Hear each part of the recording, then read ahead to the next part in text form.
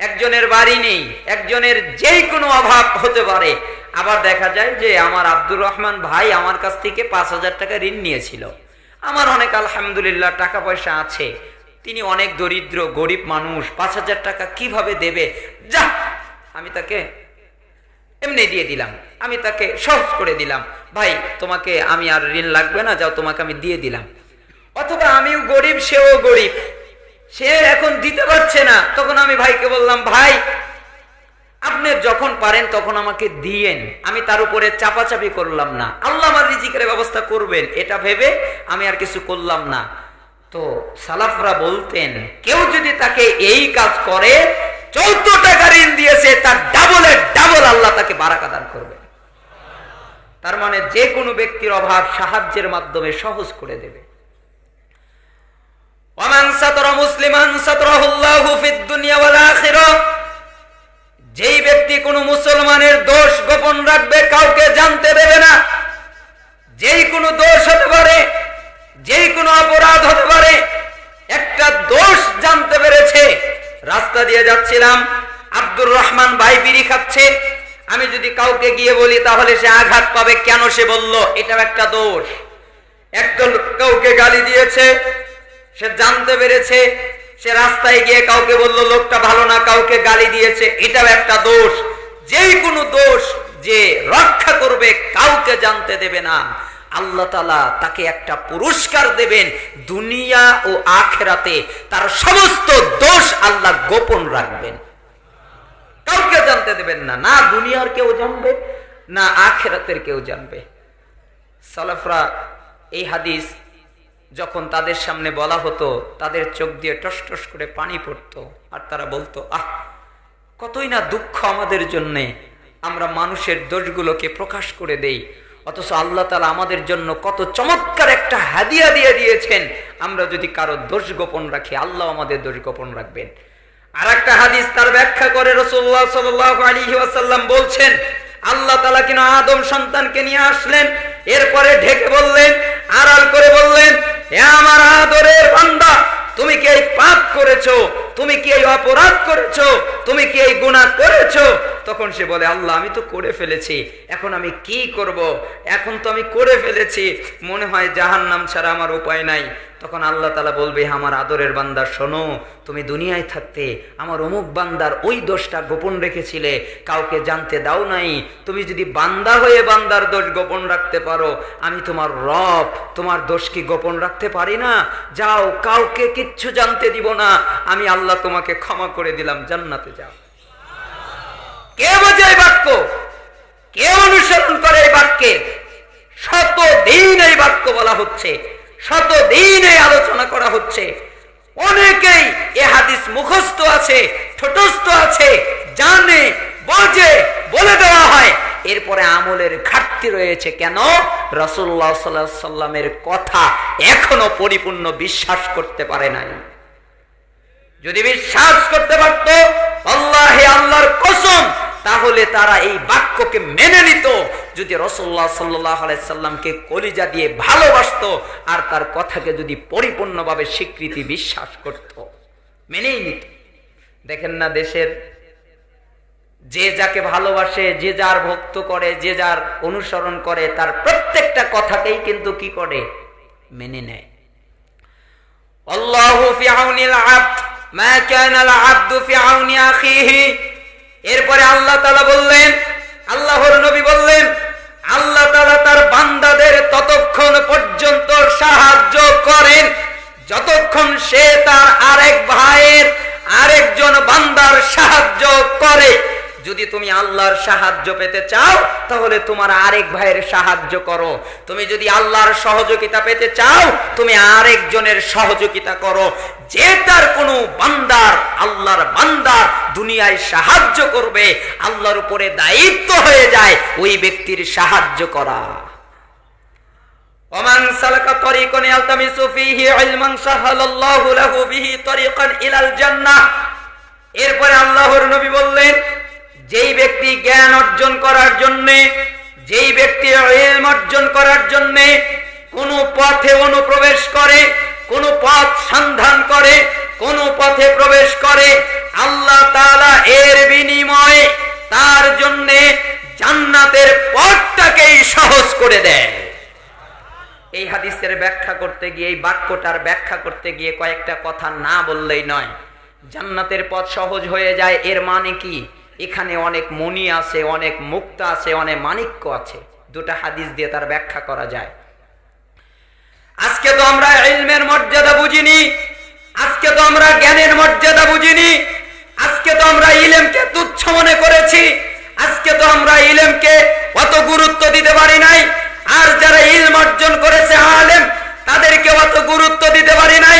এমনকি যারা কোরআন সুন্নাহর জ্ঞান অর্জন করছে, ছাত্র তলাবুল ইলম, তাদেরকেও আমরা গুরুত্ব দিতে পারি নাই। আমরা হাদিসের গুরুত্ব অত দিতে পারি নাই। অথচ দেখেন কাসির বিন কায়েস রাহিমাহুল্লাহ তিনি বলছেন, আমি দিমাশকের মসজিদে আবু দারদার সাথে বসেছিলাম। এমন সময়ে আবু দারদা রাদিয়াল্লাহু আনহুর কাছে একজন ব্যক্তি আসলো। আসার পরে বলল, হে আবু দারদা, আপনি দিমাশকের মসজিদে বসে আছেন, শুনে রাখেন, আমি সেই সুদূর মদিনাতুর রাসূল সাল্লাল্লাহু আলাইহি ওয়াসাল্লামের শহর মদিনা থেকে এসেছি এই দিমাশকে আপনার কাছে। কেন এসেছি? একটা হাদিস জানার জন্য এসেছি, একটা হাদিস শোনার জন্য এসেছি। আমি জানি আপনি ওই হাদিসটা বর্ণনা করেন। হে আবু দারদা, শোনেন, এই ছাড়া আমি আর কোনো কাজে আসি নাই। না ব্যবসার জন্য এসেছি, না বাণিজ্যের জন্য এসেছি, না কিছু কেনাকাটার জন্য এসেছি, না কোনো জিনিস নেওয়ার জন্য এসেছি, অন্য কোনো উদ্দেশ্যে আসি নাই। আমি এসেছি আপনার কাছে একটা হাদিস জানার জন্য, যেটা আপনি বর্ণনা করেন, বলেন হাদিসটা কি? তখন আবু দারদা রাদিয়াল্লাহু আনহু লোকটার জবাবে বললেন, আমি রাসূলুল্লাহ সাল্লাল্লাহু আলাইহি ওয়াসাল্লামকে বলতে শুনেছি, মান সালাকা তরিকান ইয়াতলুবু ফীহি ইলমান সালাকাল্লাহু বিহি তরিকান মিন তুরুকিল জান্নাহ। রাসূলুল্লাহ সাল্লাল্লাহু আলাইহি ওয়াসাল্লাম বলেছেন, যে ব্যক্তি ইলম অর্জন করার জন্য, যে ব্যক্তি জ্ঞান অর্জন করার জন্য কোন পথে চলে, আল্লাহ তাআলা এর দ্বারা তার জন্য জান্নাতের পথ একদম সোজা করে দেয়। এখান থেকে দেখেন কয়েকটা মাসালা বের হয়। এক নাম্বার মাসালা হচ্ছে, জ্ঞান অর্জন করাই উদ্দেশ্য থাকবে, অন্য কোনো উদ্দেশ্য থাকবে না। যদি উদ্দেশ্য থাকে বক্তাকে দেখা, তাহলে এই ফজিলত পাবে না। যদি উদ্দেশ্য থাকে অন্য কিছু, তাহলে এই ফজিলত পাবে না। শুধুমাত্র তারাই যারা জ্ঞান অর্জন করার জন্য, যারা ইলম অর্জন করার জন্য আসবে। আচ্ছা, আপনাদের বাড়ি কি কারো মদিনা? মদিনায় বাড়ি আছে এখানে কারো? মদিনার বাসিন্দা না। তার মানে এই জেলারই, বগুড়া জেলারই আমরা। হয়তো কেউ কাজের কর্মে অনেক অন্য জেলা থেকে এখানে কাজ করতে এসেছি, কিন্তু পাশাপাশি আমরা থাকি। তাহলে দিমাশকের মসজিদে মদিনা থেকে কত শত শত কিলোমিটার দূরে গেছেন কি জানার জন্য? একটা হাদিস। আবার সালাফরা বর্ণনা করছেন ওই হাদিসটা উনি জানেনি।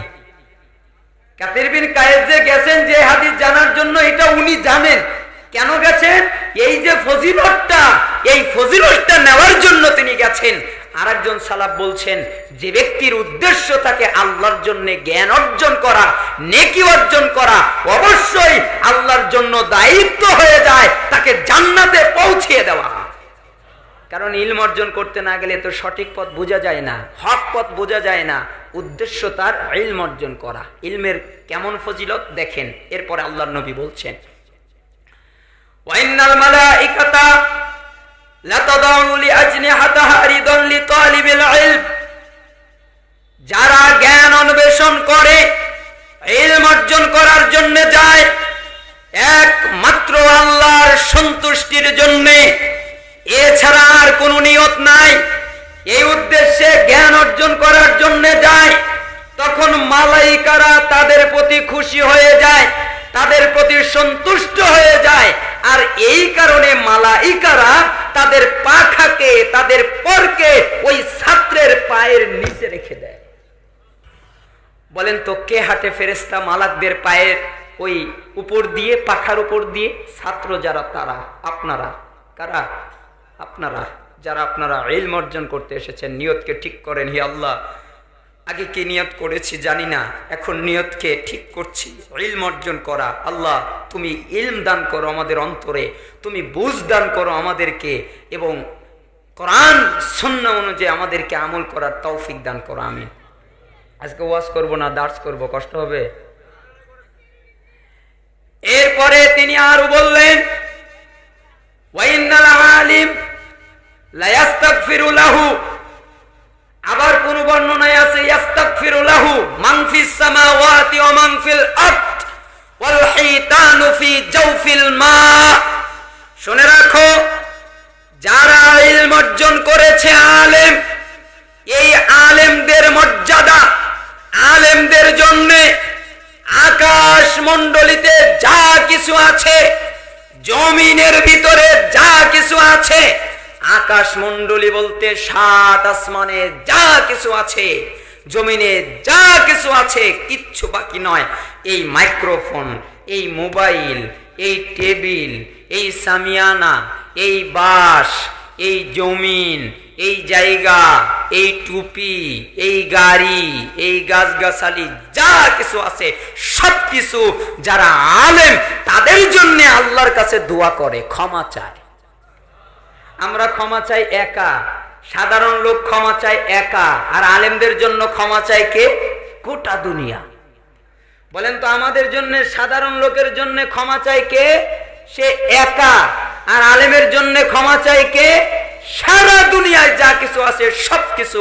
এরপরে তিনি বলছেন, পানিতে সমুদ্রে থাকা মাছ পর্যন্ত তাদের জন্য ক্ষমা প্রার্থনা করতে থাকে, আল্লাহর কাছে দোয়া করতে থাকে। এরপরে বললেন, ওয়া ইন্না ফাদলাল আলিম আলাল আবিদ কাফাদলিল কমার লাইলাতাল বদরি আলা সাইরিল কাওয়াকিব। আলেমের মর্যাদা তা কি তোমরা জানো? আলেমের মর্যাদা এমন, যেমন পূর্ণিমা রাত। পূর্ণিমা রাত অন্য কোন দিনের রাত নয়, অন্য কোন রাতের রাত নয়। যেই রাতে পূর্ণিমা হয়, ওই পূর্ণিমাতে ও পূর্ণিমা রাতের রাত, ওই রাতে চাঁদের মর্যাদা তারকার উপরে যেমন, ঠিক একজন আবেদ যিনি ইবাদত গুজার, ইবাদত করে, জ্ঞান নাই, তার উপরে আলেমের মর্যাদা তেমন, ওই তারকার উপরে চাঁদের মর্যাদা যেমন। ওয়াইনাল উলামা ওয়ারাসাতুল আম্বিয়া। আর শুনে রাখো, আলেমগণ হচ্ছে নবীগণের ওয়ারিস, উত্তরাধিকারী। ওয়াইনাল আম্বিয়া আলাম ইউরিসু দিনারা ওয়ালা দিরহামা ওয়া ইন্নামা ওয়ারাসুল ইলম। আর আল্লাহর নবী, নবীগণ, আম্বিয়াগণ উত্তরাধিকার সূত্রে কোন টাকা, দিনার, দিরহাম, জমি, জায়গা, মিরাস রেখে যান না। তিনি রেখে যান একমাত্র ইলম। ফামান আখদাহু আখদা বিহাদ্দি ওয়াফিরিন। যেই ব্যক্তি ইলম অর্জন করেছে সে উত্তরাধিকার পেয়ে গেছে। সুবহানাল্লাহ বলবেন না? বাক্য এটা কে বোঝে? এর গভীরতা কত জটিল আর কঠিন, এর গভীরতা কত মায়াময়, কত সুন্দর, কত স্বচ্ছ। আল্লাহ নবী সাল্লাল্লাহু আলাইহি সাল্লাম ব্যাখ্যা করে দিলেন একজন ছাত্রের মর্যাদা, একজন আলেমের মর্যাদা। হাদিসটা বর্ণিত হয়েছে মুসনাদে আহমদ 21208 নম্বরে। হাদিস বর্ণিত হয়েছে আবু দাউদে 3641 নম্বরে। হাদিস বর্ণনা হয়েছে তিরমিজির 2682 নম্বরে। হাদিস বর্ণিত হয়েছে ইবনে মাজাহ 223 নম্বরে। হাদিস বর্ণনা হয়েছে সহিহ তারগিব 70 নম্বরে। হাদিস বর্ণনা হয়েছে দারিমি 354 নম্বরে। হাদিস বর্ণিত হয়েছে মিশকাতের 212 নম্বর হাদিসে। আল্লাহর নবী সাল্লাল্লাহু আলাইহি ওয়াসাল্লাম ইলমের মর্যাদা বোঝাতে গিয়ে এই বাক্য বললেন। আবু উমামা আল বাহিলি রাদিয়াল্লাহু আনহু তিনি বললেন, রাসূলুল্লাহ সাল্লাল্লাহু আলাইহি ওয়াসাল্লামের কাছে দুইজন ব্যক্তির কথা বলা হলো। তাদের একজন ছিলেন আলেম, আর একজন ছিলেন আবেদ। আলেম বলা হয় তাকে যে কোরআন সুন্নাহর জ্ঞান অর্জন করে। আবেদ বলা হয় তাকে যার কোরআন সুন্নাহর জ্ঞান নাই, কিন্তু সে আমল করে। আমল করে ঠিকই, কিন্তু তার জ্ঞান নাই, জ্ঞান ছাড়া সে আমল করে। আর একজন হচ্ছেন আলেম, যিনি জ্ঞান অনুযায়ী আমল করেন, এই দুইজনের ভিতরে পার্থক্য মর্যাদা কার বেশি? তখন রাসূলুল্লাহ সাল্লাল্লাহু আলাইহি ওয়াসাল্লাম বললেন যে শুনে রাখো, একজন আলেমের মর্যাদা একজন আবেদের উপরে, যিনি ইবাদত গুজার, যিনি সালাত আদায় করেন, যাকাত দেন, সিয়াম রাখেন, ফরজ তো রাখেনি, নফল সিয়াম করেন, নফল সালাত আদায় করেন, তাহাজ্জুদ পড়েন, জিকির আজকার করেন, কিন্তু কোরআন সুন্নাহর জ্ঞান নাই, কিন্তু তিনি আবেদ ইবাদত গুজার, এই লোকের উপরে একজন আলেমের মর্যাদা তেমন, আলা আদনাকুম, তোমাদের সাধারণ ব্যক্তির উপরে আমি মুহাম্মদ সাল্লাল্লাহু আলাইহি ওয়াসাল্লামের মর্যাদা যেমন, তার মর্যাদা তেমন। কে বাক্য বোঝে? কে শব্দ বোঝে? ইন্নাল্লাহা ওয়া মালাইকাতাহু ওয়া আহলাস সামাওয়াতি ওয়াল আরদ হাত্তা নামলাতা ফি হুজরিহা ওয়া হাত্তাল হুত লা ইউসাল্লুনা আলা মুআল্লিমিন নাসিল খায়র।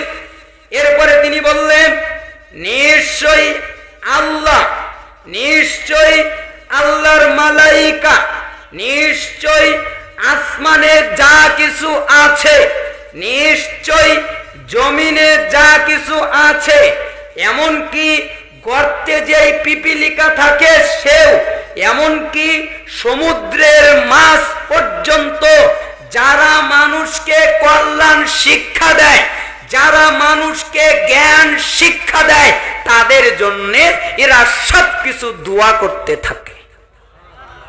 এখানে আল্লাহর ক্ষেত্রে দোয়া না, আল্লাহর ক্ষেত্রে রহমত, মানে আল্লাহ রহমত নাজিল করেন আর বাকি সবকিছু আল্লাহ তাআলার কাছে দোয়া করতে থাকেন কল্যাণ শিক্ষাদারী আলেমের জন্য। এই দুইটা বর্ণনার মাধ্যমে, এটা তিরমিজি 2675, মিশকাতের 213-তে এসেছে।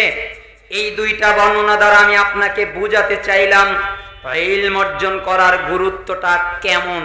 কারণ ইলম অর্জন না করে আমল করলে, একজন সালাফ বলতেন মাল্লাম ইউইদ্দা কালামাহু মিন আমালিহি কাসরাত খাতায়া ওয়া মান আমিলা বিগাইরি ইলমিন কানা মা ইফসিদু আকসার মিম্মা ইসলিহ।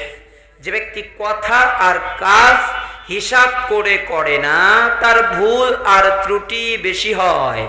আর যে ব্যক্তি ইলম ছাড়াই আমল করে, তার ভালোটার চেয়ে ক্ষতিটা বেশি হয়। আপনারা মনে হয় কষ্ট পাচ্ছেন। তাহলে কি বেশি হয়? ভালোটার চেয়ে ক্ষতিটা বেশি হয় যদি ইলম না থাকে। এই জন্য আমি সংক্ষিপ্তভাবে আপনাকে বোঝাতে চাইলাম ইলমের মর্যাদা আর আলেমের মর্যাদা। আল্লাহ তাআলা আমাদের বুঝের তৌফিক দান করুন। আগের হাদিসে ফিরে যায়। এরপরে আল্লাহর নবী বললেন ওমাজতামা, শুনে রাখো, ওমাজতামা কওমুন ফি বাইতিন মিন বুয়ুতিল্লাহ ইয়াতলুনা কিতাবাল্লাহ ওয়া ইয়াতাদারাসুনাহু বাইনাহুম ইল্লা নাযালাত আলাইহিমুস সাকিনা ওয়া গাশিয়াতহুমুর রাহমা ওয়া হাফফাতহুমুল মালায়েকা ওয়া যাকারাহুমুল্লাহু ফী মান ইনদাহু ওয়া মান বাত্তা বিহি আমালুহু লাম ইসরি বিহি নাসাবুহু। এরপরে তিনি বললেন শুনে রাখো, আল্লাহর যখন কোনো বান্দা এক জায়গায় হয়ে যায় আর আল্লাহর কোন ঘরে সমবেত হয়ে আল্লাহর কিতাব কোরআন তেলাওয়াত করে এবং জ্ঞান চর্চা করে, তাদের উপরে আল্লাহর পক্ষ থেকে স্বস্তি প্রশান্তি নাজিল হয় এবং ফেরেশতারা তাদেরকে ঘিরে নেয়, মালাইকা তাদেরকে ঘিরে নেয়, আল্লাহর রহমত তাদেরকে ঢেকে নেয় এবং আল্লাহ নিজেই মালাইকাদের কাছে এই যারা ইলম অর্জন করছে এদের কথা বর্ণনা করে। আরো শোনো, যার আমল তাকে পিছিয়ে দিয়েছে তার বংশ কিন্তু তাকে এগিয়ে দিতে পারে না। তার মানে যদি আমলের দিক থেকে পিছিয়ে যাও, বংশ এগিয়ে দিতে পারে না। এই হাদিস দ্বারা আমি আপনাকে বোঝাতে চাইলাম আপনি মানুষের বিপদ থেকে রক্ষা করবেন, আল্লাহ আপনাকে রক্ষা করবেন। আপনি মানুষের অভাব সাহায্যের মাধ্যমে সহজ করবেন, আল্লাহ আপনাকে সুখ আর শান্তি নাজিল করবেন। আপনি মুমিনের দোষ গোপন রাখবেন, আল্লাহ আপনার দোষ গোপন রাখবে। আপনি বান্দার সাহায্য করবেন, আল্লাহ আপনার সাহায্য করবে। আপনি জ্ঞান অর্জন করার জন্য কোনো পথ চলবেন, আল্লাহ তাআলা আপনার জন্য জান্নাতের পথ সহজ করে দেবে। আপনি যখন আল্লাহর কোনো ঘরে সমবেত হয়ে আল্লাহর কিতাব পড়বেন, জ্ঞান চর্চা করবেন, আল্লাহর রহমত, শান্তি প্রশান্তি নাজিল হতে থাকবে। আল্লাহর রহমত আসবে, ফেরেশতারা ঘিরে রাখবে, মালাইকারা, এবং আল্লাহ নিজেই আপনাদের কথা মালাইকাদের সামনে আলোচনা করবেন। আর লাস্টের বাক্য, যার আমল তাকে পিছিয়ে দেয় তার বংশ তাকে এগিয়ে দিতে পারে না। আমলের ক্ষেত্রে যদি ঘাটতি থাকে, আমলের ক্ষেত্রে যদি ঘাটতি থাকে, তাহলে আমার বংশ আমাকে কখনোই নাজাত দিতে পারে না, জান্নাতে নিয়ে যেতে পারে না। পারে? মুসলিম 2699, মিশকাতের 204 নম্বরে রাসূলুল্লাহ সাল্লাল্লাহু আলাইহি ওয়াসাল্লাম এই বর্ণনাটা রেখেছেন। এবার আসি ইলম নিয়ে দুই একটি কথা গুরুত্বপূর্ণ, তারপরে দ্বিতীয় হাদিসের ব্যাখ্যা করব। এখানে একটা জিনিস মনে রাখা ভালো হবে, ইলমটা আমলের জন্য ইলম। যদি আমল না থাকতো তো ইলমের প্রয়োজন হতো না। আমল আছে দেখে ইলম, অতএব ইলমটা অর্জন করতে হবে একমাত্র আল্লাহ তাআলার সন্তুষ্টির জন্য। আল্লাহ তাআলার সন্তুষ্ট ছাড়া অন্য কোনো উদ্দেশ্যে ইলম অর্জন করা জায়েজ নয়, যাবে না, বৈধ না। এই জন্য সালাফরা বলতেন, যখন কোনো ব্যক্তি আল্লাহর জন্য ইলম অর্জন করে তখন সেই ব্যক্তি নমনীয় হয়ে যায়। যখন কোনো ব্যক্তি আল্লাহর জন্য ইলম অর্জন করে তখন সেই ব্যক্তি কল্যাণ প্রাপ্ত হয়ে যায়। যখন কোনো ব্যক্তি আল্লাহর জন্য ইলম অর্জন করে তখন সেই ব্যক্তি ধোঁকা দেওয়া বন্ধ করে দেয়। যখন কোনো ব্যক্তি আল্লাহর জন্য ইলম অর্জন করে তখন সে দুনিয়া নিয়ে চিন্তা করে না। যখন কোনো ব্যক্তি আল্লাহর জন্য ইলম অর্জন করে তখন সে আল্লাহকে ভয় করে। যখন ইলম আল্লাহর জন্য অর্জন করে না তখন আর সে আল্লাহকে ভয় করে না, তার মন যা বলে সে তাই করতে পারে।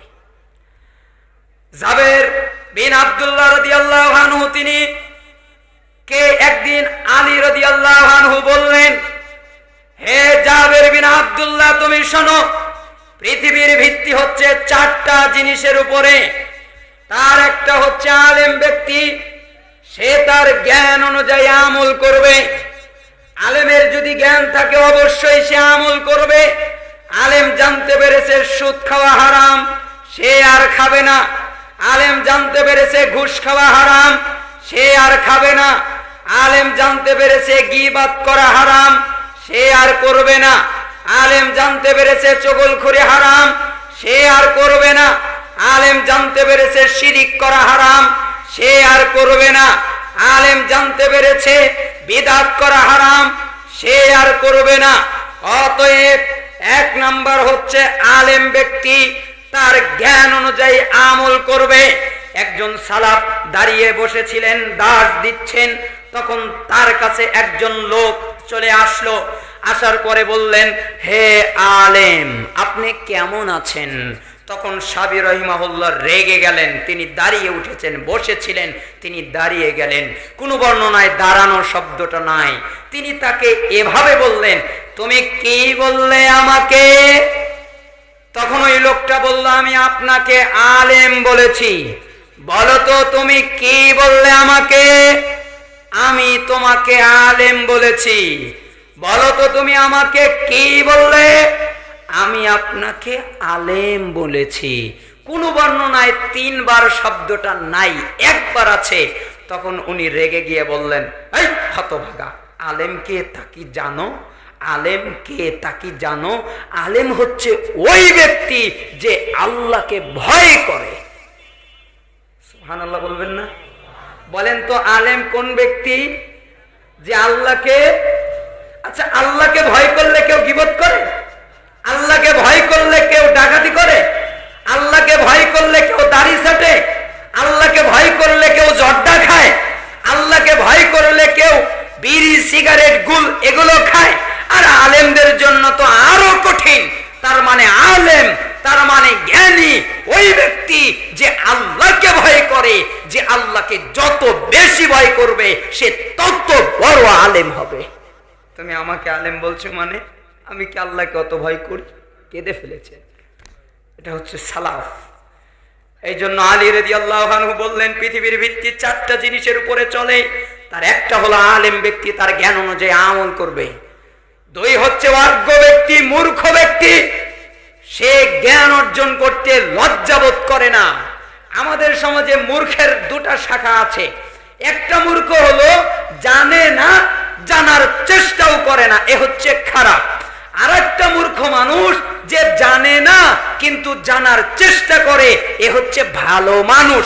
তার মানে কিভাবে ওযু করতে হয় জানে না, হুজুরের কাছে চলে গেছে, ইমাম সাহেব কিভাবে ওযু করতে হয় আমাকে একটু শিখিয়ে দেন, কিভাবে পবিত্রতা অর্জন করতে হয়, কিভাবে ফরজ গোসল করতে হয়, কিভাবে সালাত আদায় করতে হয়, কিভাবে যাকাতকে সুন্দর করা যায়, কিভাবে সিয়ামকে সুন্দর করা যায়। তার মানে অজ্ঞ ব্যক্তি জ্ঞান অর্জন করতে লজ্জাবোধ করে না। 3 নাম্বার হচ্ছে ধনী ব্যক্তি, যে সম্পদ নিয়ে কৃপণতা করে না। তার কাছে অনেক টাকা পয়সা আছে, তার কাছে অনেক সম্পত্তি আছে, রাস্তা দিয়ে যাচ্ছে, দেখে যে এক জায়গায় রাস্তা ভাঙা, তখন সে আর কারো ভরসায় বসে থাকে না, আরে আমারই তো টাকা আছে অনেক, এইটুকু সেরে দিলে কি হবে, সে লিভার লাগিয়ে দিয়েছে, ওই জায়গা সেরে দিয়েছে। আবার কেউ তার কাছে চেতে এসেছে, তাকে কিছু দিয়ে দিয়েছে, তার মানে জ্ঞান নিয়ে, তার মানে সে এই টাকা পয়সা নিয়ে কৃপণতা করে না। 3, 4 আর যে ব্যক্তি দরিদ্র ব্যক্তি, গরিব ব্যক্তি, যে পার্থিব কিছু পাওয়ার জন্যে, দুনিয়ার কিছু পাওয়ার জন্যে নিজে তার আখিরাতকে বিক্রি করে দেয় না। তাই যখন উল্টাটা ঘটে, আলেম ব্যক্তি তার জ্ঞান অনুযায়ী আমল করা বন্ধ করে দেয়। অজ্ঞ ব্যক্তি যখন, মূর্খ ব্যক্তি যখন জ্ঞান অর্জন করতে লজ্জা পায়, ধনী ব্যক্তি যখন সম্পদ নিয়ে কৃপণতা করে, এবং দরিদ্র ব্যক্তি যখন দুনিয়ার সামান্য জিনিস পাওয়ার জন্যই নিজের আখিরাতকে বিক্রি করে দেয়, তখন তাদের জন্য দুর্ভোগ, তাদের জন্য ধ্বংস 70 বার। দেখেছেন বাক্য কত কঠিন। তার মানে ইলমটা কিসের জন্যে? আমলের জন্যে। যদি আমল করা না হয় তাহলে ইলম বিদায় নিয়ে যায়। রাসূলুল্লাহ সাল্লাল্লাহু আলাইহি ওয়াসাল্লামের আদেশ নাম্বার 2, আবু মুসা আল-আশআরী রাদিয়াল্লাহু আনহু তিনি বলছেন, রাসূলুল্লাহ সাল্লাল্লাহু আলাইহি ওয়াসাল্লাম বলেছেন, আত-তুহুরু শাতরুল ঈমান, পবিত্রতা হচ্ছে ঈমানের অর্ধেক, ঈমানের অংশ। এইখানে আমরা অনেকেই ব্যাখ্যা করতে গিয়ে একটা ভুল করে ফেলেছি। কি ভুল? অনেকেই বলছে এই পবিত্রতা মানে ওযুর মাধ্যমে পবিত্রতা হওয়া, গোসলের মাধ্যমে পবিত্রতা অর্জন করা। জি না, তা নয়। এটাও এর অর্থ হয়, ব্যাখ্যা হয়, কিন্তু পরিপূর্ণ হয় না। আত-তুহুরু শাতরুল ঈমান, যেখানে ঈমানের সাথে লাগিয়ে দেওয়া হয়েছে যে পবিত্রতা ঈমানের অংশ, তার মানে বুঝতে হবে এটা হচ্ছে অন্তরের পবিত্রতা। তার মানে তার শিরিক থাকা যাবে না, তার মানে তার অন্তরে হিংসা থাকা যাবে না, তার মানে তার অন্তরে আত্ম অহংকার থাকা যাবে না, তার মানে তার অন্তরে অহংকার থাকা যাবে না। অহংকার 2টা, তার ভিতরে একটা হচ্ছে যখন তার কাছে সত্য আছে, যখন তার কাছে হক আসে, তখন সে তা ত্যাগ করে, তাকে মেনে নেয় না, এরকম করা যাবে না। তার মানে পবিত্রতার অর্থ হচ্ছে অন্তর আগে ভিতরে পবিত্র। একটা মানুষ যদি শিরিক করে, কিয়ামত পর্যন্ত যদি ওযু করে সালাত আদায় করে, তার সালাত কবুল হবে না, কেননা তার সালাত হয় নাই, তার অন্তরে তো ঈমানই নাই। অতএব আগে অন্তর পবিত্রতা হবে শিরিক থেকে, অহংকার থেকে, রিয়া থেকে, তাকাব্বুর থেকে, আত্মগরিমা থেকে। এরপরে দৈহিক যা আছে, হাত পা অঙ্গ প্রত্যঙ্গ পবিত্রতা করবে পানি মাটির মাধ্যমে। এই জন্য রাসূলুল্লাহ সাল্লাল্লাহু আলাইহি ওয়াসাল্লাম বললেন, পবিত্রতা ঈমানের অংশ। ওয়া সুবহানাল্লাহি তামলাউল মিজান ওয়া সুবহানাল্লাহি ওয়ালহামদুলিল্লাহ তামলাউ আও তামলাউ মা বাইনাস সামাই ওয়াল আরদ। শুনে রাখো, একটা তাসবিহ মিজানের পাল্লা পরিপূর্ণ করে দেবে। সুবহানাল্লাহ ওয়ালহামদুলিল্লাহ যদি তোমরা কেউ পড়ো, তাহলে আসমান আর জমিনের মাঝখানে যতগুলো ফাঁকা জায়গা থাকবে সবগুলো আল্লাহ নেকি দিয়ে পূর্ণ করে দেবেন। এরপরে তিনি বললেন, ওয়াসসালাতু নূর, সালাত হলো নূর। যার সালাত নাই তার নূর নাই, যার সালাত নাই তার আলো নাই, যার সালাত নাই তার নূর নাই, সে অন্ধকারে পড়ে গেছে। ওয়াসসাদাকাতু বুরহান, সাদাকা হলো দলিল। যার সাদাকা নেই, যার দান খয়রাত করার অভ্যাস নেই, যে দান খয়রাত করে না, তার কোনো দলিল নাই। যার সালাত নাই তার কোনো আলো নাই, যে দান করে না তার কোনো দলিল নাই। ওয়াসসাবরু দিয়াউন, আর সবর হচ্ছে জ্যোতি, সবর হচ্ছে উজ্জ্বলতা। যার সবর নাই তার জ্যোতি নাই, যার সবর নাই তার জ্যোতি নাই। আমাদের দেশের হুজুরেরা ব্যাখ্যা করে কি জানেন? কয় সবরের অর্থ হচ্ছে একটা লোক যদি আমাকে মারে, আমাকে যদি আঘাত করে, তাহলে ধৈর্য ধরা, এটার নাম সবর। কে বলেছে আপনাকে এটার নাম সবর? কোন কিতাবে পড়েছেন? আল্লাহ নবী বলেছেন, হাদিসে এসেছে, সালাফরা ব্যাখ্যা করেছেন, এটা সবর নয়। সবর হচ্ছে 200 টাকা রাস্তায় পড়ে আছে, নিয়ে খেলে কে দেখবে, ওটা নিয়ে খেলাম, আর উল্টা খাবো না, ধৈর্য। একটা লোক আমাকে গালি দিয়েছে, ইচ্ছা করলে আমি ওকে মারতে পারি, ইচ্ছা করলে আমি ওকে আঘাত করতে পারি, আমি ওর চেয়ে ক্ষমতাবান, আমার শক্তি আছে, আমি এলাকার গণ্যমান্য ব্যক্তি, অথচ সে আমাকে গালি দিয়েছে, অথচ সে আমার বদনাম করেছে। আমি ইচ্ছা করলেই তার প্রতিশোধ নিতে পারি, আমি ইচ্ছা করলেই তাকে মারতে পারি, কিন্তু আমি প্রতিশোধ নিব না, আমি তাকে আঘাত করব না। ধৈর্য, সবর, আমি তাকে কিছু করব না, এর নাম সবর। আমি ইচ্ছা করলে ঘুষ খেতে পারি, আমি ইচ্ছা করলে সুদ খেতে পারি, আমি ইচ্ছা করলে গান শুনতে পারি, আমি ইচ্ছা করলে জিনা করতে পারি, আমি ইচ্ছা করলে তামাক খেতে পারি, আমি ইচ্ছা করলে নাপাক কাজ করতে পারি, কিন্তু আমি করব না, তার নাম হচ্ছে সবর। এই জন্য আল্লাহর নবী বলেছেন, সবর, ধৈর্য, এটা হচ্ছে জ্যোতি।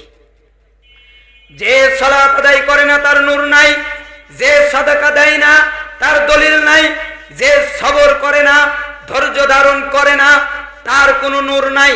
এখানে সাদাকার একটা ব্যাখ্যা করে দিলে ভালো হয়। সালাফরা বলতেন, এই সাদাকার অর্থ বুঝে নিও না খালি মাদ্রাসায় যা দান করতে হবে, এই সাদাকার অর্থ এটা না। তুমি তোমার স্ত্রীর মুখে এক লোকমা খাবার তুলে দিচ্ছ, হে আল্লাহ তোমার সন্তুষ্টির জন্যে আমার স্ত্রীকে এই খাবারটা মুখে তুলে দিলাম, আল্লাহ তোমার সন্তুষ্টির জন্যে আমার স্ত্রীকে এই কাপড়টা কিনে দিলাম, আল্লাহ তোমার সন্তুষ্টির জন্যে আমার সন্তানকে এই জিনিসটা দিলাম, আল্লাহ তোমার সন্তুষ্টির জন্যে আমার স্ত্রীকে এই জিনিসটা দিয়ে খুশি করলাম। আল্লাহর নবী বলেছেন, সৎকার দিক থেকে সবচেয়ে উত্তম সৎকা এটা।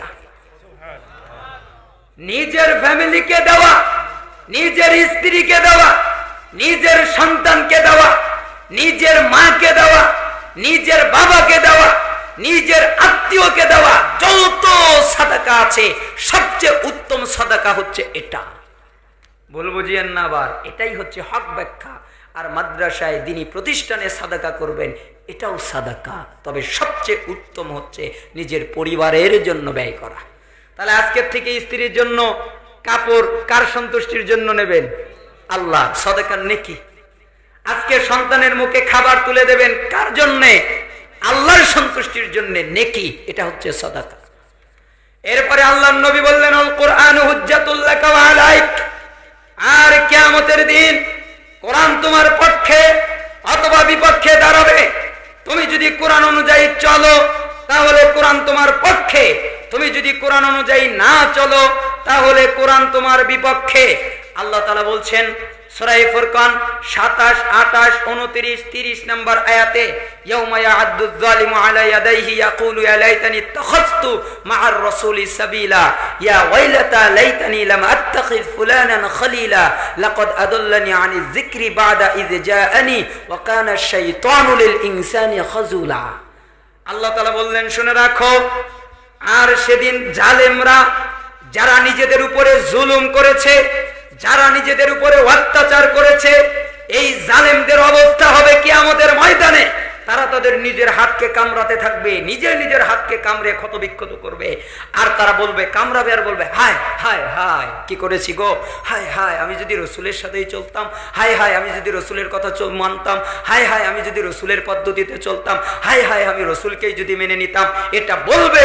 আর তারা নিজের হাতকে কামড়াতে থাকবে, আরো বলতে থাকবে, ইস আমি যদি অমুককে গ্রহণ না করতাম, ইস অমুক পীরকে যদি মেনে না নিতাম, ইস অমুক বক্তাকে যদি মেনে না নিতাম, ইস অমুক লোকটাকে যদি মেনে না নিতাম, ইস অমুক ব্যক্তিকে যদি মেনে না নিতাম, ইস ওই লোকটার কথা মতোই যদি না নিতাম, ওই লোকটাকেই যদি না বুঝতাম, ইস আমার কাছে উপদেশ বাণী এসেছিল, আমার কাছে কোরআন এসেছিল, আমার কাছে হকের কথা এসেছিল, কিন্তু আসার পরে শয়তান আমাকে বিভ্রান্ত করেছে, শয়তান আমাকে পথ হারিয়ে দিয়েছে, শয়তান আমাকে উল্টা পথে নিয়ে গেছে।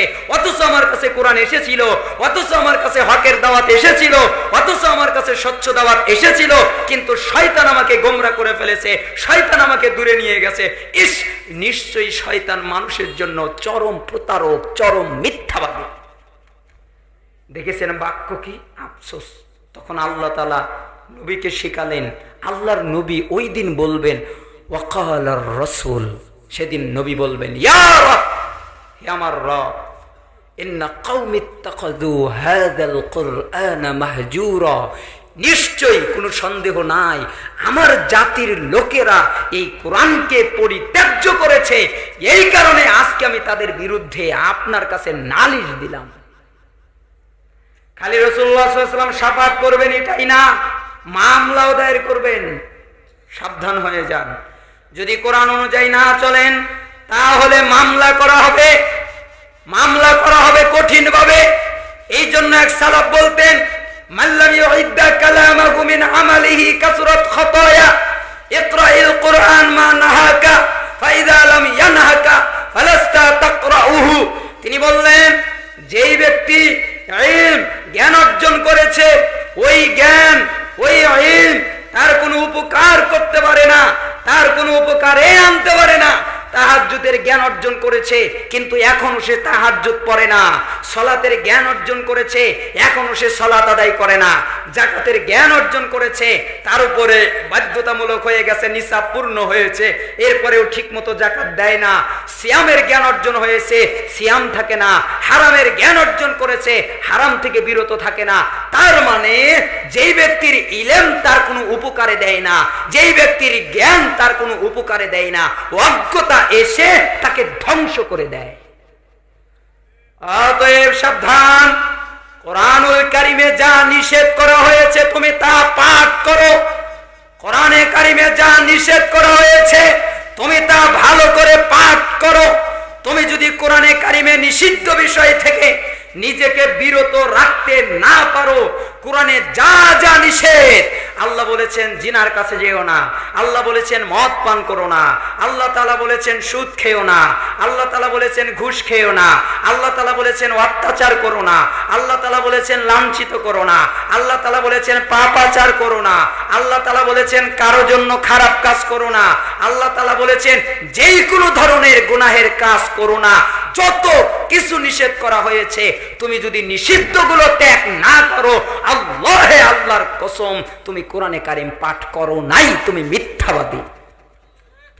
তুমি পড়নি কোরআন, যদি পড়তা ত্যাগ করতা, যদি মানতা ত্যাগ করতা। ভালোবাসা এটা নয়, মৌখিক স্বীকৃতিতে ভালোবাসা আসে না। আমি মাঝে মধ্যে কথা বলতে গিয়ে বলি যে ভালোবাসার জন্য 3টা আলামত লাগে। কয়টা আলামত? আবার ভালোবাসার একটা লক্ষণও পাওয়া যায়। ভালোবাসার 3টা লক্ষণ।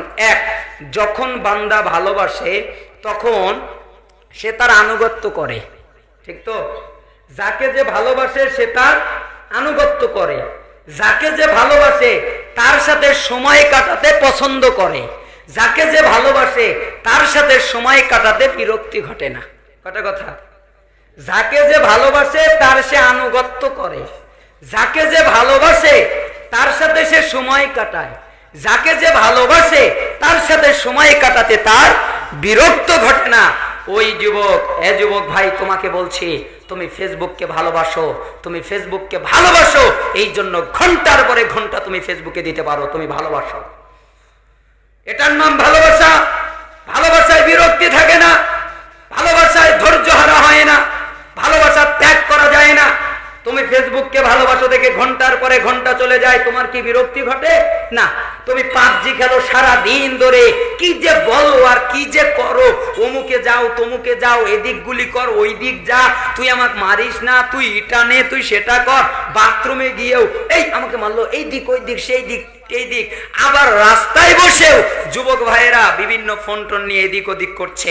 তার মানে সে ফোনকে ভালোবাসছে, সে ভালোবাসছে পাবজিকে, সে ভালোবাসছে ফেসবুককে, এই কারণে তার ওই কাজে কোনো বিরক্তি ঘটে না। ঠিক না? বিরক্তি কখন ঘটতো? যখন ঘৃণা করত। ঘৃণা কি জানো?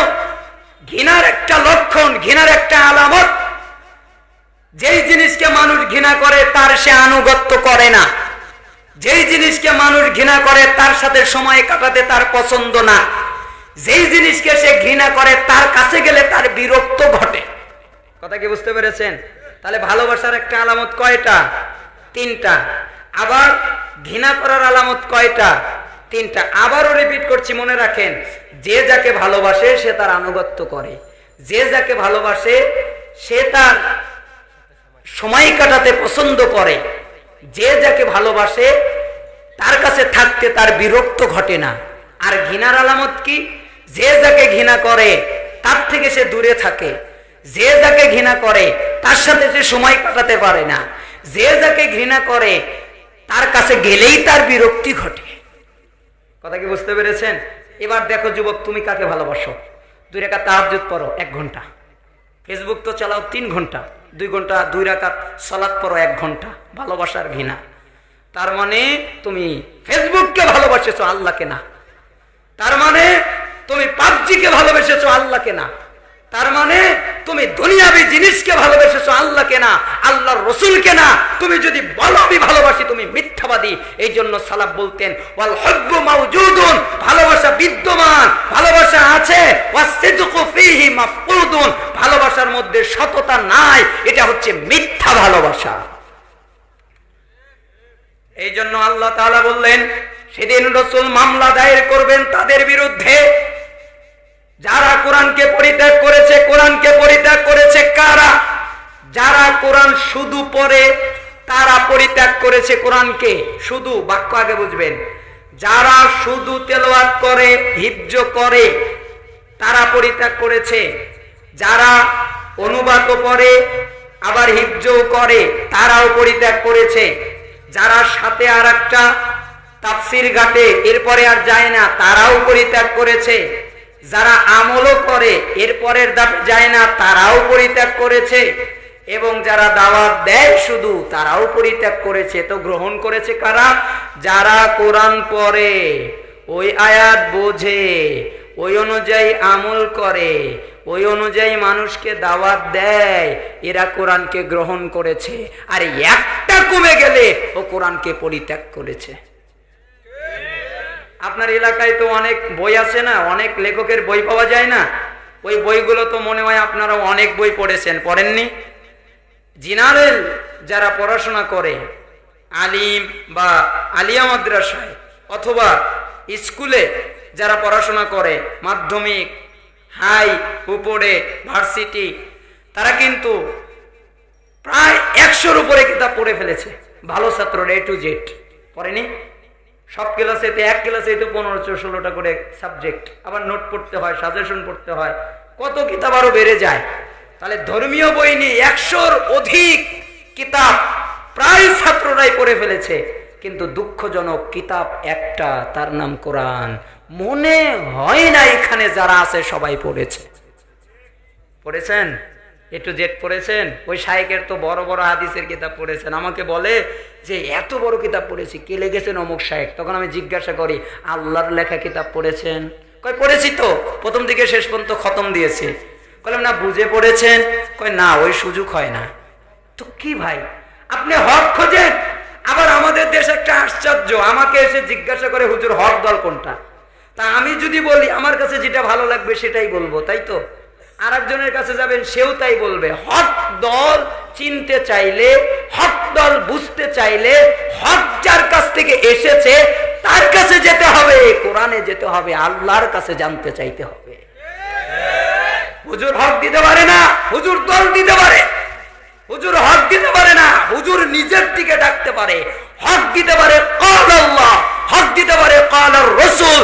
আল্লাহ বলেছেন, আল্লাহর রাসূল বলেছেন, এছাড়া কেউ হক দিতে পারে না। পড়েছেন আল্লাহর কিতাব, আল্লাহর রাসূলের কিতাব পড়েছেন পরিপূর্ণ? আগে এটা পড়েন, তারপরে লেখকদের কিতাব পড়তে যান। আল্লাহ তাআলা সাহায্য করুন। আমার কথা আমি আলেমকে কষ্ট দেওয়ার জন্য বলিনি। যদি কষ্ট পেয়ে থাকেন ক্ষমা সুন্দর দৃষ্টিতে দেখবেন। আল্লাহ তাআলা আপনাদেরকে হকপন্থী আলেম হিসেবে কবুল করে নিন, এবং এখানে যারা শ্রোতা মণ্ডলী তাদেরকেও জান্নাতের মেহমান হিসেবে কবুল করে নিন।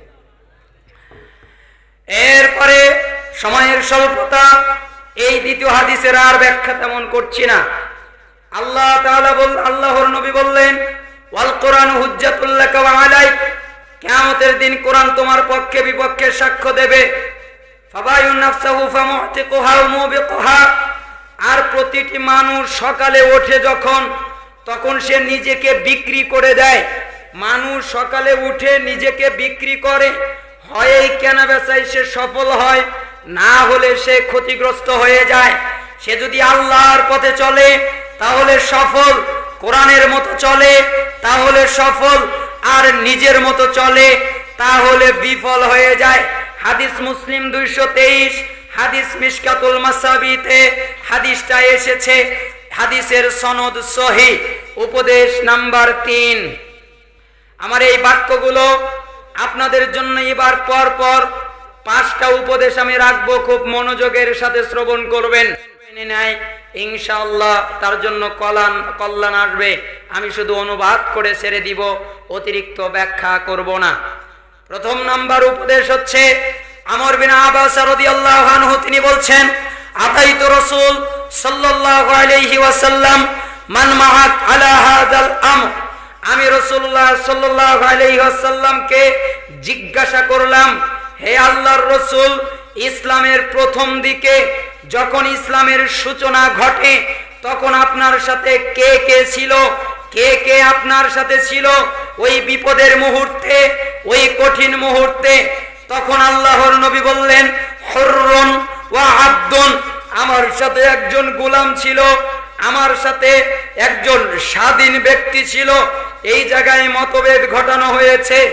আজাদ ব্যক্তি যিনি তিনি আবু বকর রাদিয়াল্লাহু আনহু, আর গোলাম ব্যক্তি যিনি কেউ বলেছেন যায়েদ, কেউ বলেছেন আলী, কেউ বলেছেন এখানে বিলাল রাদিয়াল্লাহু আনহু।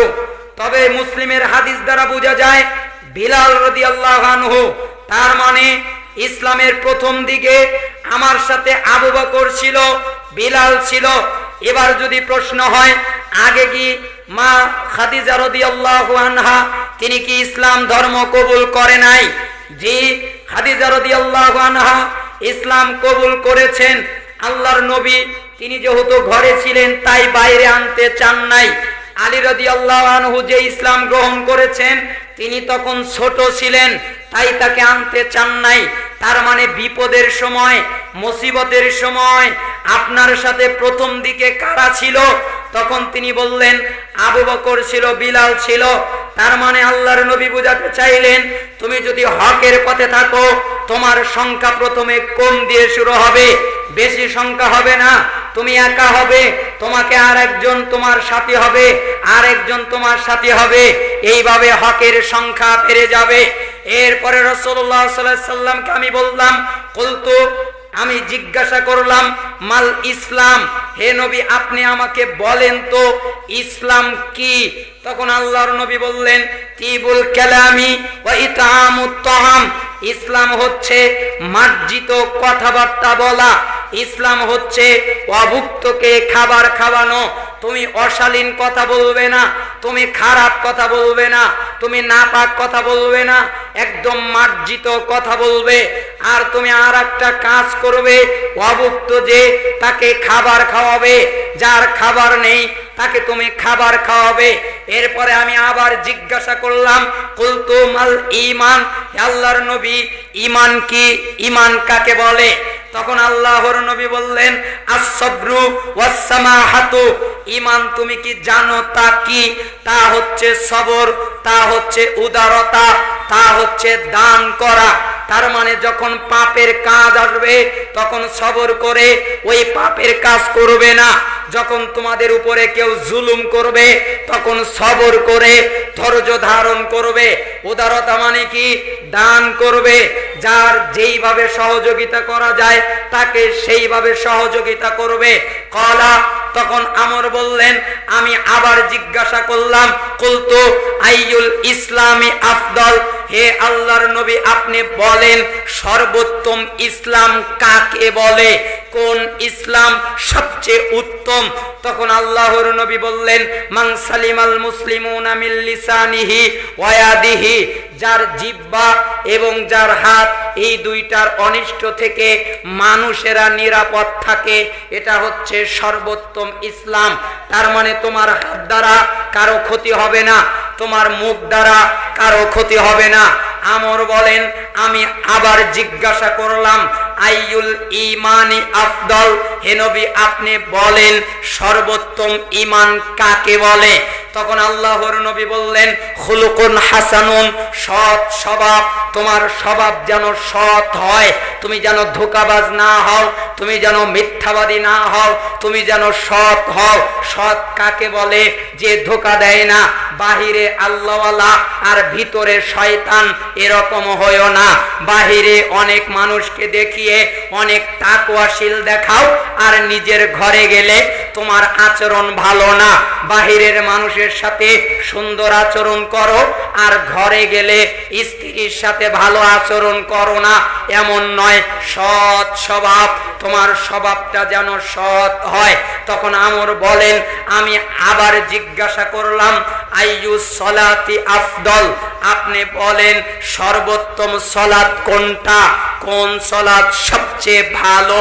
তখন আল্লাহর নবী বললেন তুলুল কুনুত, যেই সলাতে দীর্ঘ কিয়াম, বেশি সময় নিয়ে সলাত আদায় করা হয়। এই কুনুতের তিনটা ব্যাখ্যা। একটা ব্যাখ্যা সলাতের সৌন্দর্য ঠিক রাখা, আর একটা ব্যাখ্যা অনেক বড় সূরা পড়া, আর একটা ব্যাখ্যা খুব দীর্ঘ কিয়াম করা। তিনটাই সঠিক হতে পারে, আল্লাহু আ'লাম। তিনটাই ব্যাখ্যা পাওয়া যায়। তার মানে যেই সলাতে সৌন্দর্যতা আছে, যেই সলাতে মধুর্যতা আছে, যেই সলাতে স্বাভাবিক আছে, যেই সলাতে তাড়াহুড়া নাই, এই সলাত হচ্ছে সবচেয়ে ভালো সলাত। যেই সলাতে দাঁড়ায় বেশিক্ষণ, যেই সলাতে কিয়াম বেশি, আর এটা হচ্ছে তাহাজ্জুদের সলাত। যদিও বা এটা ফরজের ক্ষেত্রে মানা যায়, তবে এখানে তাহাজ্জুদের ইঙ্গিত। আইয়ুল হিজরাতি আফদল। এরপরে আমর বলেন আমি আবার জিজ্ঞাসা করলাম সবচেয়ে ভালো উত্তম হিজরত কি? তখন আল্লাহর নবী বললেন আনতা হাজুরা মা কারিহা রাব্বুক, শুনে রাখো কোন ব্যক্তি হারাম বিষয় থেকে নিজেকে বিরত রাখলো, এটা হচ্ছে সবচেয়ে বড় হিজরত। হিজরত যত আছে, হিজরত মানে কাফের রাষ্ট্র থেকে দিন পালন করতে পারে না, এই কারণে মুসলিম রাষ্ট্রে হিজরত করা, এটা হচ্ছে হিজরত আল্লাহর সন্তুষ্টির জন্য। অতএব হিজরতের যত শাখা আছে, সবচেয়ে উত্তম হিজরত হচ্ছে পাপ ত্যাগ করা।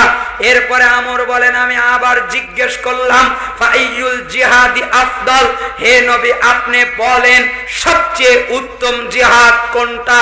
তখন তিনি বললেন মান উকিরা জাওয়াদুহু ওয়া উহরিকা দামুহু। উকিরা আকারা দুটাই পড়া যায়, অর্থাৎ যার ঘোড়ার হাত পা কর্তৃত নিজের রক্ত নির্গত হয়েছে, তার মানে যুদ্ধে ঘোড়া নিয়ে গেছে, যুদ্ধে নিজেকে নিয়ে গেছে, সে মারা পড়ে গেছে, তার ঘোড়া মারা পড়ে গেছে, তার সম্পদ শেষ হয়ে গেছে, এই জিহাদ সবচেয়ে উত্তম জিহাদ। এরপরে আমি আবার জিজ্ঞাসা করলাম আইয়ু সাআতি আফদল, হে নবী আপনি বলেন তো সবচেয়ে উত্তম সময় কোনটা? তখন আল্লাহর নবী আমাকে বললেন জাওফুল লাইলিল আখির, সবচেয়ে উত্তম সময় শেষ রাতের মধ্যভাগ। সুবহানাল্লাহ। কোন রাতের মধ্যভাগ? তার মানে যখন শেষ রাত শুরু হয় আর যখন গিয়ে শেষ রাত শেষ হয়, এর মাঝখানের অংশটাকে বলা হয় শেষ রাতের মধ্যভাগ। এই সময়টা যত সময় আছে সবচেয়ে আল্লাহ তাআলার কাছে প্রিয়।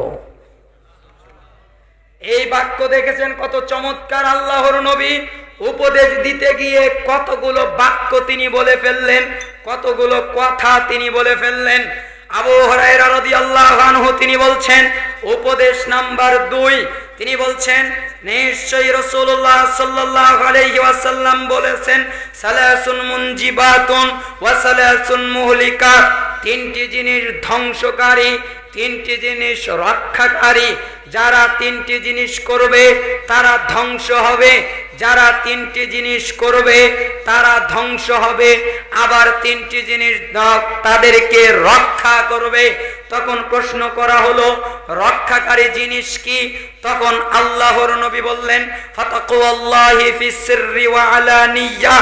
এক নাম্বার হচ্ছে রক্ষাকারী জিনিস প্রকাশ্যে গোপনে আল্লাহর ভয়। তার মানে মানুষের সামনে যেমন আল্লাহর ভয়, ঘরের বাহিরে যেমন আল্লাহর ভয়, লোকালয়ে যেমন আল্লাহর ভয়, গোপন জায়গাতেও একই আল্লাহর ভয়। কথা মনে হয় বুঝতে পারেননি। বাহিরে যেমন আল্লাহর ভয়, অন্ধকারে কেউ দেখে না তখনও আল্লাহর ভয়। যুবক ভাই তোমাদের বলছি, বালিশের নিচে খেতার তলে আর ফোনের সেই অশ্লীলতার জগতে ডুব দিও না। কেউ যদি না দেখে তোমার রব তোমাকে দেখে। সামনে সামনে আল্লাহওয়ালা দেখাবে আর ভিতরে গিয়ে শয়তানের মতো হবে। এই কাজ করিও না, এটা তোমাকে রক্ষা করবে। ওয়াল কাউলু বিল হাক্কি ফির রিদা ওয়াস সাখত, এবং সন্তুষ্ট অসন্তুষ্ট দুটো অবস্থায় হক কথা বলা। কে খুশি হলো আর কে বেজার হলো এটা আমার দেখার বিষয় নয়। হক কথা যেটা, সত্য কথা যেটা, সেটা বলেই দেবে যেই হোক না কেন। ওয়াল কসদু ফিল গিনা ওয়াল ফাকর, ধনী আর দরিদ্র উভয় অবস্থায় মধ্যম পন্থা অবলম্বন করা। তুমি যখন ধনী থাকবে তখন একদম অতি মাত্রায় খরচ করো না। আবার তুমি যখন গরিব হয়ে যাবে একেবারে কৃপণ হয়ে যেও না। কালকে কি খাবো কালকের চিন্তা তোমাকে করতে হবে না, কালকের চিন্তা আল্লাহ করবেন। কারণ আল্লাহ তোমাকে রিজিক দিয়েই পাঠিয়েছেন। কালকের রিজিক কালকে আছে তুমি জানো না, এই জন্য রিজিক নিয়ে কোনো টেনশন করিও না। তাহলে তিনটা জিনিস রক্ষা করবে। এক, প্রকাশ্যে গোপনে আল্লাহর ভয়, সন্তুষ্ট অসন্তুষ্ট উভয় অবস্থায় উচিত কথা বলা। এরপরে সে ধনী দরিদ্র উভয় অবস্থায় মধ্যম পন্থা অবলম্বন করা।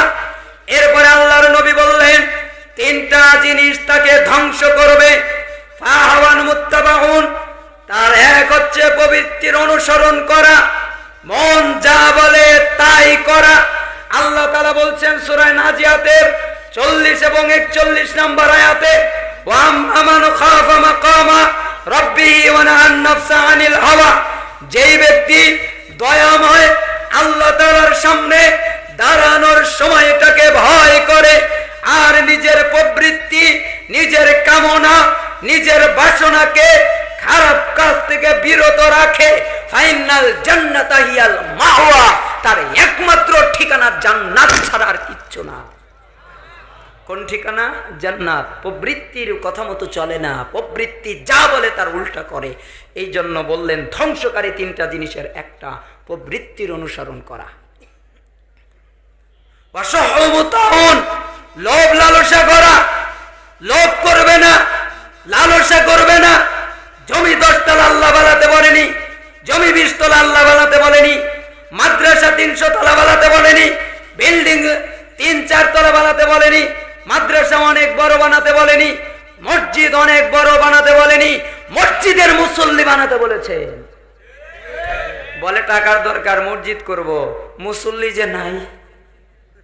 মুসল্লির দরকার না, তাহলে মুসল্লিকে ডাকতে হবে না, মাইক দিয়ে বলতে হবে ভাই আমাদের মসজিদে মুসল্লি নাই, কয়েকটা মুসল্লি দেন। জায়গায় জায়গায় গিয়ে মুসল্লির আহ্বান করতে হবে, মুসল্লিকে ডাকতে হবে। রাসূলুল্লাহ সাল্লাল্লাহু আলাইহি সাল্লামের সময়ে মসজিদগুলো ছিল কাঁচা, পানি পড়তো, আর ওইখানে যারা সালাত আদায় করত তাদের ঈমান ছিল টকটকে তাজা। আর আমাদের সময়ের মসজিদগুলো পাকা, ভিতরে যারা সালাত আদায় করে এদের ঈমান একেবারে কাঁচা। আমি ভুল বলেছি? একটা হাদিসে আছে ইমাম মুয়াজ্জিন বেঈমান, আমি ওই পথ দিকে যাব না। তাহলে রাসূলুল্লাহ সাল্লাল্লাহু আলাইহি সাল্লাম বাক্য এভাবে বললেন। এরপরে বললেন ওয়া ইজাবুল মারই বিনাফসি ওয়া হিয়া আশাদ্দুহুন্না, আর কোন ব্যক্তি নিজেকেই নিজের সম্মানিত মনে করা, আমি অনেক বড়, আমার জ্ঞান বেশি, আমি ইলম ভালো বুঝি, আমি সম্মানিত, আমি এলাকার মাথা, মানে নিজেকে নিয়ে নিজের সম্মানিত মনে করা। রাসূল সাল্লাল্লাহু আলাইহি ওয়াসাল্লাম বললেন এটা সবচেয়ে খারাপ স্বভাব। মিশকাত 5122, শুআবুল ঈমান 7252 নম্বর হাদিস। আল্লাহর নবী বললেন তিনটা জিনিস রক্ষা করবে, প্রকাশ্যে গোপনে আল্লাহর ভয়। আল্লাহর নবী বললেন তার একটা হচ্ছে সন্তুষ্ট হোক আর অসন্তুষ্ট হোক উচিত কথা বলা, তার একটা হচ্ছে ধনী দরিদ্র উভয় অবস্থায় মধ্যম পন্থা অবলম্বন করা। ধ্বংসকারী জিনিস তিনটা, প্রবৃত্তি যা বলে ওই অনুযায়ী চলা, লোভ লালসা করা, আর কোনো ব্যক্তি নিজেকে নিজের সম্মানিত মনে করা, এটা হচ্ছে সবচেয়ে বড় খারাপ। যদি সময়ের স্বল্পতার কারণে আর লম্বা দিকে যাব না, যদি বলেছিলাম 5টা হাদিস বলবো, 2টা হলো আর একটা বলবো, আমাকে ক্ষমা করবেন, আল্লাহ তাআলা কবুল করে নিন, আমিন। এই যে একটা হাদিস, এটা জানা কথা, এই কথাটা বলবো এ কারণে, একজন সাহাবী এসে আল্লাহর নবীকে এমন একটা প্রশ্ন করলেন যে মানুষের জান্নাতে যাওয়ার জন্য আর কিছু বাকি থাকে না। হাদাসানা ইবনে আবি উমর হাদাসানা আব্দুল ইবনে মুআস আস-সানাআনী আন মা'মার আন আসিম ইবনে আবি নাজুদ আন আবি ওয়াইল عن معاذ بن جبل رضي الله عنه قال كنت مع النبي صلى الله عليه وسلم في سفر فأصبحت يوما قريبا منه ونحن نسير فقلت يا رسول الله। একজন সাহাবী ইমাম তিরমিজি তিনি বলছেন, আমাদেরকে হাদিস বর্ণনা করেছেন ইবনে ওমর, তিনি আব্দুল ইবনে মুআজ আস-সানাআনী থেকে, তিনি মা'মার থেকে, তিনি আসিম বিন আবি নাজুদ থেকে, তিনি আবু ওয়াইল থেকে, তিনি মুআজ ইবনে জাবাল থেকে। তিনি বলেন যে আমি একদিন আল্লাহর নবীর সাথে ছিলাম, একদিন চলতে চলতে আমি তার কাছাকাছি হয়ে গেলাম, বেশি কাছাকাছি হয়ে গেলাম, এই কারণে চট করে আমি তাকে প্রশ্নটা করে ফেললাম, আখবিরুনি বিআমালিন ইদখিলুনি আল জান্নাহ ওয়া ইউবাঈদুনি আনিন নার, কোন বর্ণনায় আছে মিনান নার। আমি তাকে জিজ্ঞাসা করলাম, হে আল্লাহর নবী, আপনার কাছে পৌঁছেছি যেহেতু আমাকে এমন একটা আমল আপনি বলে দেন না যে আমল করলে আমি সরাসরি জান্নাতে যাব আর জাহান্নাম থেকে বাঁচবো। সুবহানাল্লাহ বলবেন না?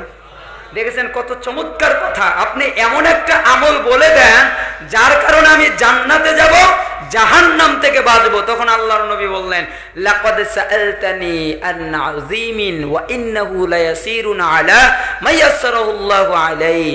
তা হচ্ছে তুমি এমন একটা বিষয়ে প্রশ্ন করেছো, এটা তাদের জন্যই সহজ যার জন্য মহান আল্লাহ তাআলা সহজ করে দেয়। তার মানে তুমি এমন একটা গুরুত্বপূর্ণ বিষয়ে প্রশ্ন করেছো, জান্নাতে যাব জাহান্নাম থেকে বাঁচবো, এর চেয়ে গুরুত্বপূর্ণ প্রশ্ন তার হতে পারে না।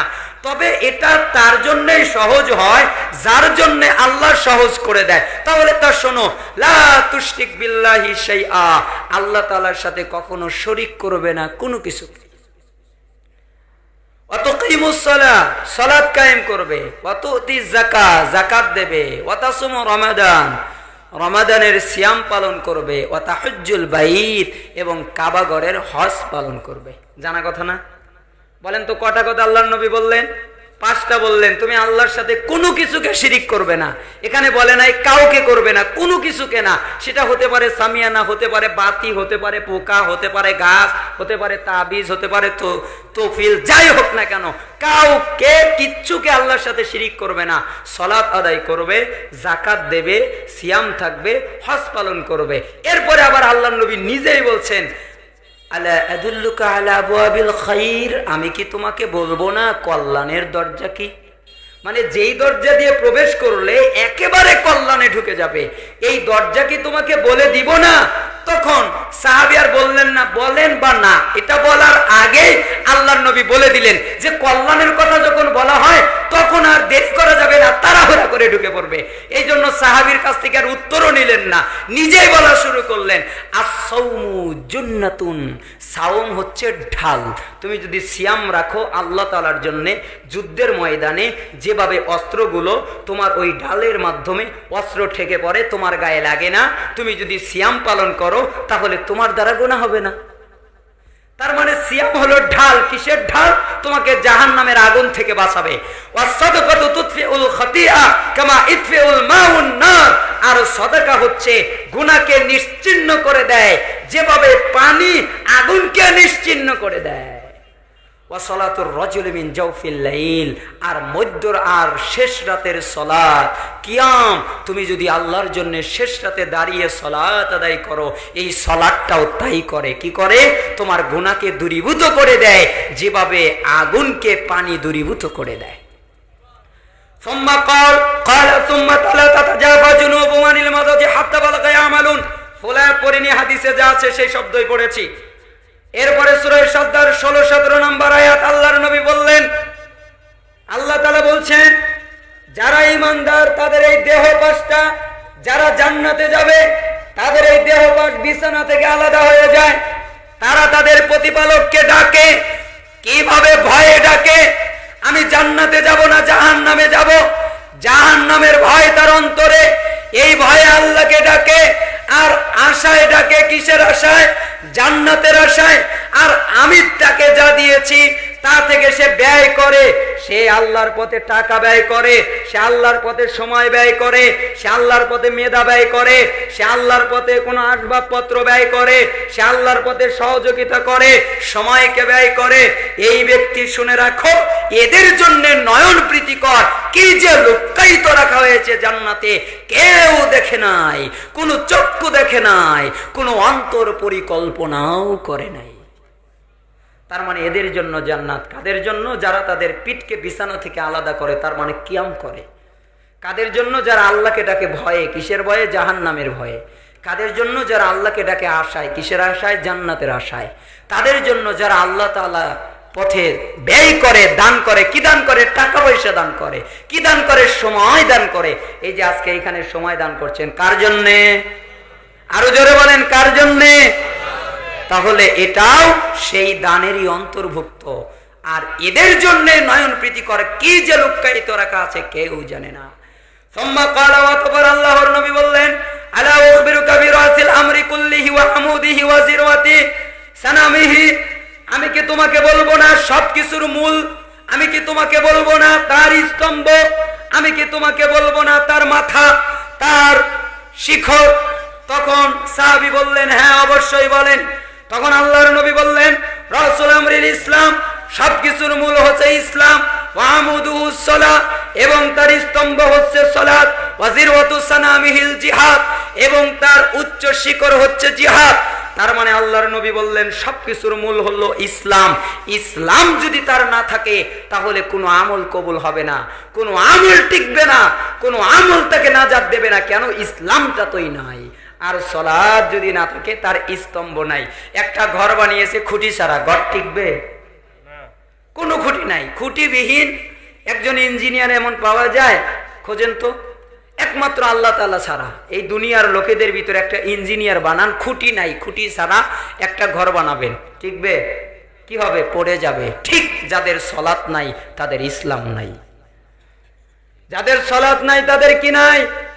ওয়ালা তাতরুকান্না সালাতান মাকতুবাতান মুতাআম্মিদান ফাইন্না তারাকা সালাতান মাকতুবাতান মুতাআম্মিদান ফাকাদ বারিয়াত মিনহু জিম্মাতুল্লাহ। 3 থেকে 5 মিনিট সময় লাগবে, অল্প সময়।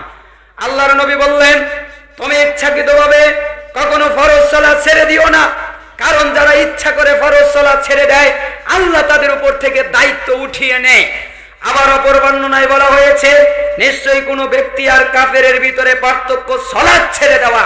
যারা সালাত ছেড়ে দেয় তারা কাফের হয়ে যায়। বাইনার রাজুল ওয়া বাইনা শিরক ওয়াল কুফর তারকাস সালাহ, তারকাস সালাহ তারকুস সালাহ দুটাই পড়া যায়।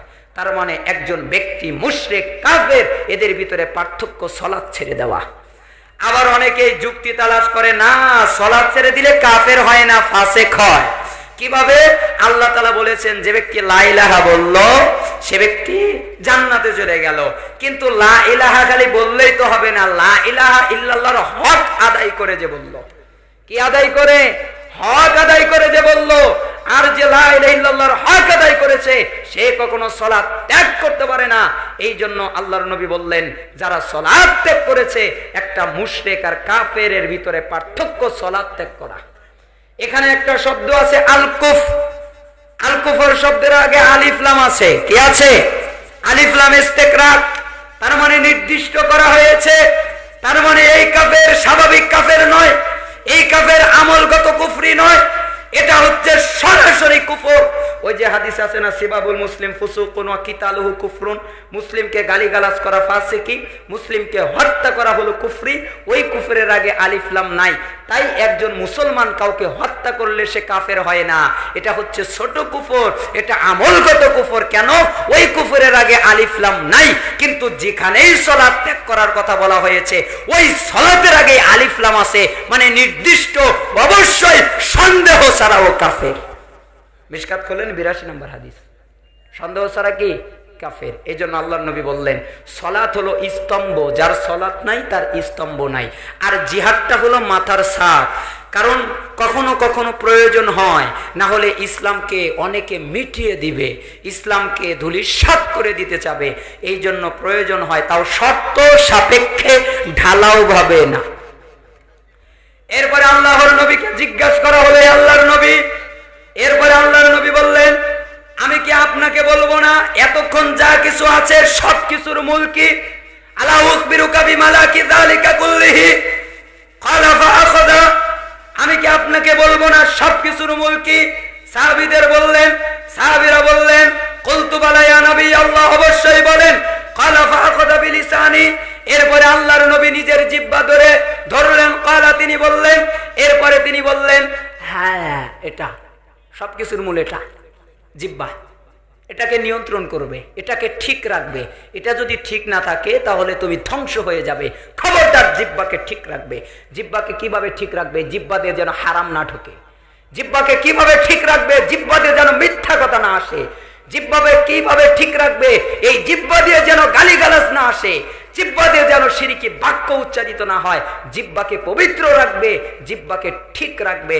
তখন মুআজ বলেন, আমি বললাম, ইন্নালা মুআখাযুনা বিমা নাতাকাল্লামু বিহি, আল্লাহর নবী আমরা যে কথা টথা বলি এই কারণেও কি আমাদের আল্লাহ ধরবেন, পাকড়াও করবেন? তখন আল্লাহর নবী সাল্লাল্লাহু আলাইহি ওয়াসাল্লাম বললেন, সাকিলাক্কা উম্মুকা ইয়া মুআজ, হে মুআজ তোমার মা তোমাকে হারিয়ে ফেলুক। ওয়া হাল ইয়াকুবুন নাস ফিন নারি আলা উজুহিহিম আও আলা মানাখিরিহিম ইল্লা হাসাইদু আলসিনাতিহিম, বলো তো মানুষের এই মুখের পাপ ছাড়া অন্য কোন পাপ কি তাকে মুখ থুবড়ে জাহান্নামে নেয় না তো? এই মুখের কারণে, এই মুখ দ্বারা পদস্খলনের কারণেই আল্লাহ তাকে মুখের মাধ্যমে জাহান্নামে হাঁটাবেন। তিরমিজি 2616 নম্বর হাদিস। আল্লাহ তাআলা আপনাদের কল্যাণ দান করুন। 5টা উপদেশের 3টা রেখে 3টা আলোচনা, 3টে উপদেশের মাধ্যমে আজকে এখানে শেষ করতে চাচ্ছি। 2-1টি আপনাদের সাথে কথা। তার একটি কথা হচ্ছে, আমি এখানে কথাবার্তা বলেছি, বক্তব্য রেখেছি, যদি ভুলভ্রান্তি হয়ে যায়, ব্যথা পেয়ে থাকেন, ক্ষমা সুন্দর দৃষ্টিতে দেখবেন আর আমল করবেন, আমার জন্য দোয়া করবেন। এবং আরেকটি কথা, এখানে ভাইরা কিছু করেছে, আপনারা যে যা পারবেন দান করবেন। আল্লাহ তাআলা আপনাদের দানকে কবুল করে নিন। এই মাদ্রাসায় আপনারা সবাই দান করবেন। 5 টাকা 10 টাকা হলেও কেউ